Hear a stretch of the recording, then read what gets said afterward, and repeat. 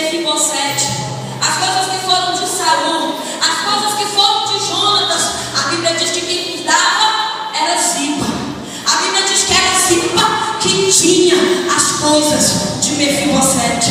Aí Davi chama Mefibosete, chama Ziba, pega, trouxeram para a casa do rei. A Bíblia diz que naquele momento que Mefibosete ele chega na casa do rei, ele pensa que Davi vai matar ele.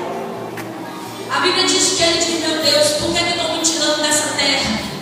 Agora eu já vivi no esquecimento, na dor, no sofrimento, vão me matar, vão me levar para me destruir. E na hora a Bíblia diz que Mefibosete se curva perante Davi e diz: ei, o que é que tu tens comigo? Ele diz: te levanta. O inimigo tem feito tu andar de cabeça baixa. O inimigo tem dito: a vergonha é tão grande, a luta é tão grande, baixa a tua cabeça. O inimigo tem feito tu curvar a tua cabeça e tem dito: baixa a tua cabeça, porque para ti não tem mais jeito.